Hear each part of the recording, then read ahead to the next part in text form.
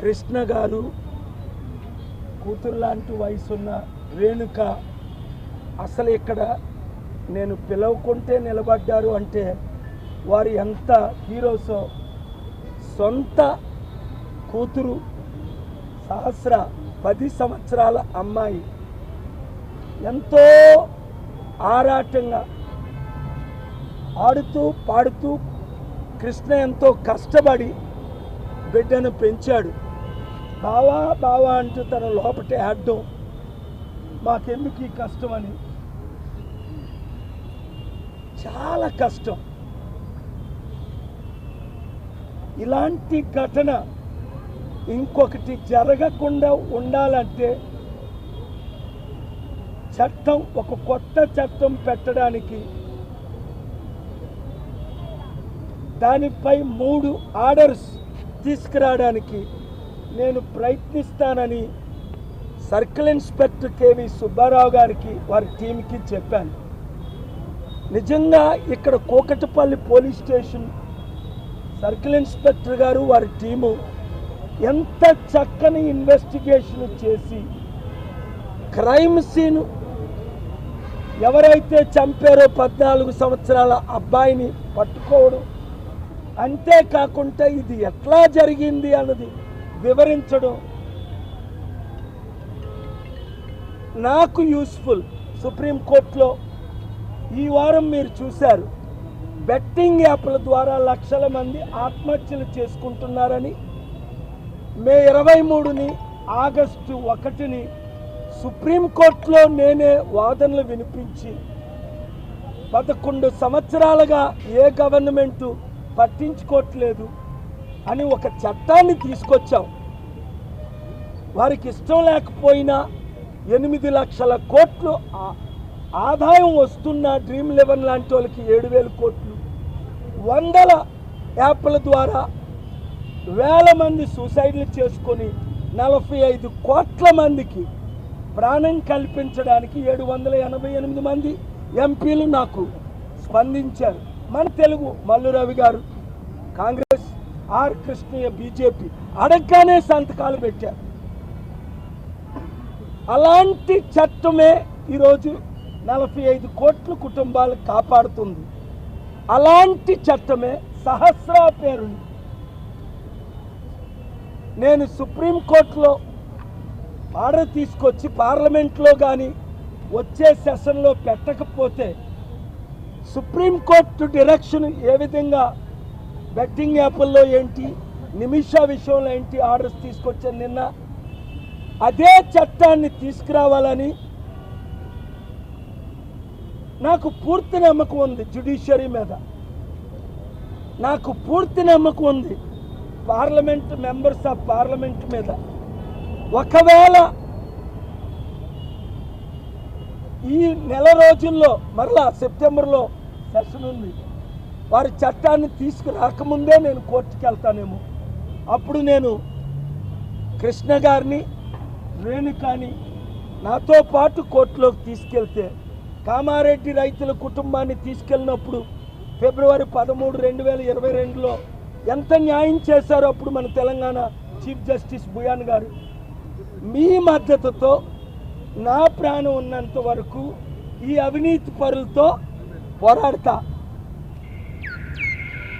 వారు ఎంత powerful leaders అయినా న్యాయం చేస్తాం.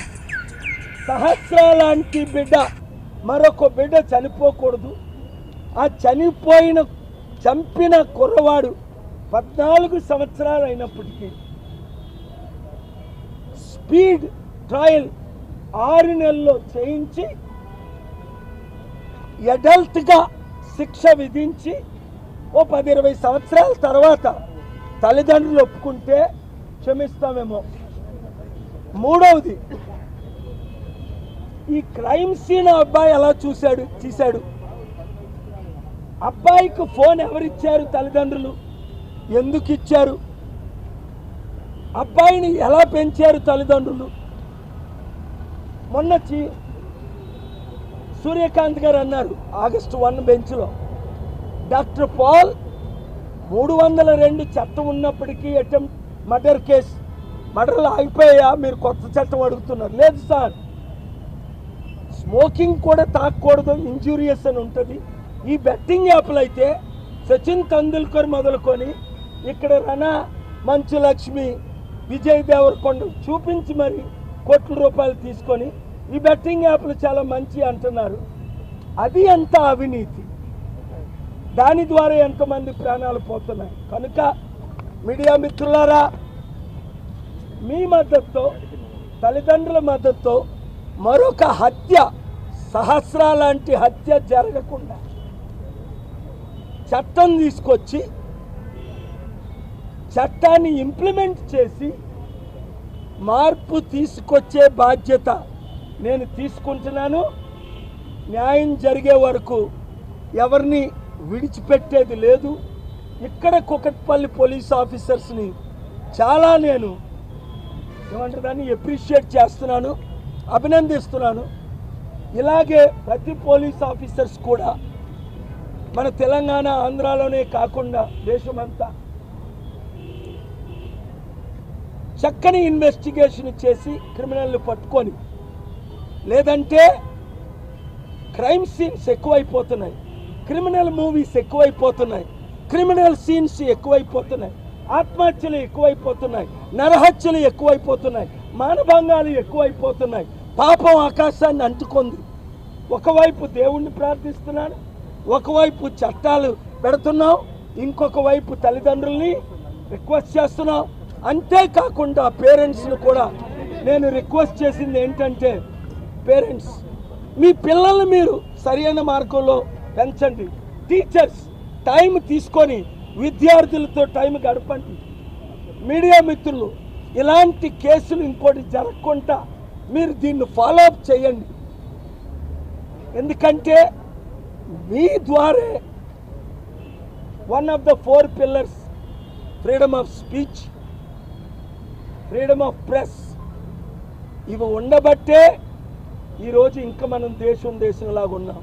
కానీ బాధేస్తుంది, నిన్న రాత్రి 5 రోజులు ఢిల్లీ కేరళ మళ్ళీ హైదరాబాద్ సుప్రీంకోర్టు నుంచి కాల్ వచ్చి వెళ్ళా. నిమిషా ప్రియ కేసులో మరల మండేకి ఇచ్చారు బెట్టింగ్ యాప్. ఎంతో గ్రేట్ఫుల్ టు దెమ్. కానీ తిరిగి వస్తుండగా నాకు ఫ్లైట్లో కూర్చొని నిద్ర రాదు. ఒక జై భీమ్ అని మూవీ చూశాను. ఎప్పటి నుంచో అందరూ చూడమంటే ఒక 20 నిమిషాలు ఏడ్చి ఇంక చూడలేకపోయాను. ఎంత అన్యాయం జరుగుతుంది ఈ కులాల మధ్య, ఈ ట్రైబల్స్ని అణగదొక్కడం, గద్దరన్న చెప్పినవన్నీ జరుగుతున్నాయి. రాష్ట్రం మారాలి, దేశం మారాలి. మారినంత వరకు మనం ఫైట్ చేయాలి. Thank you very much. ఈరోజు పార్టీ గురించి ఏం మాట్లాడను. మా పార్టీ మీటింగ్ ఆల్రెడీ జూబ్లీ హిల్స్లో మార్నింగ్ జరిగింది. ఒకసారి తల్లితో మాట్లాడి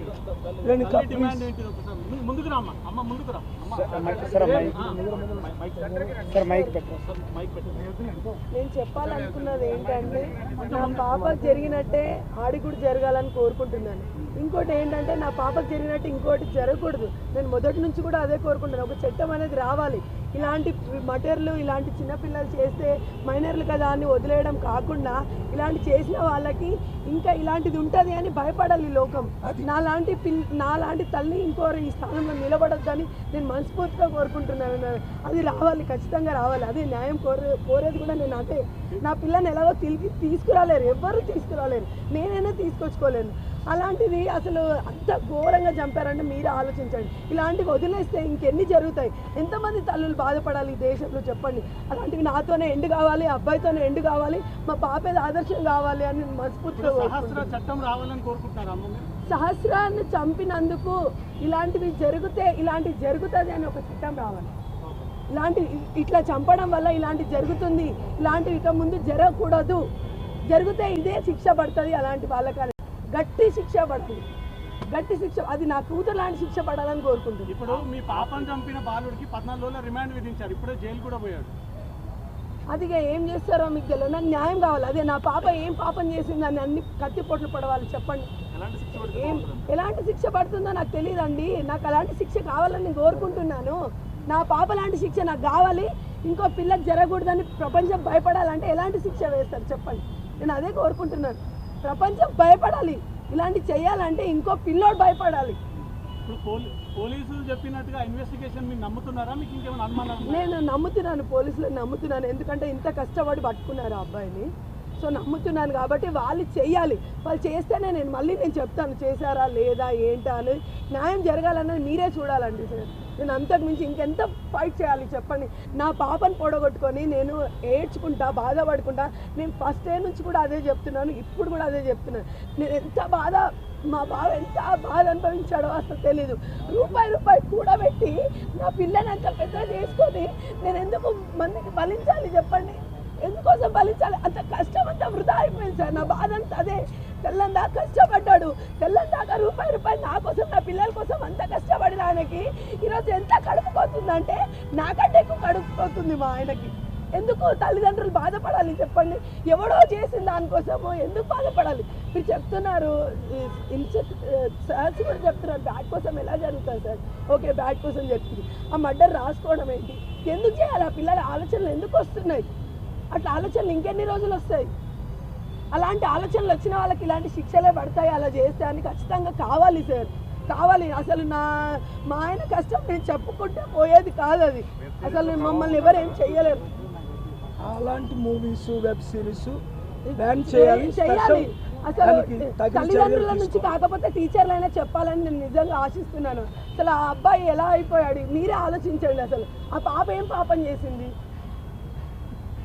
నేను అదే కోరుకుంటున్నాను. నా పాప ఒక దేశానికి బలైపోయిందేమో అని అనుకుంటాను నేను. నిజంగా చట్టం చేస్తే మాత్రం నేను అంతే అనుకుంటాను సార్. న్యాయం జరుగుతుంది నేను అంతే అనుకుంటాను. లేదంటే ఇంకా నేను ఈ దేశాన్ని నమ్మడం కాదు కదా, అసలు నేను ఎవరైనా నమ్మలేను. నా పిల్లోని కూడా నేను ఎట్లా పెంచాలో అట్లా పెంచుకోగలుగుతాను. కృష్ణ గారు మీరు కొంచెం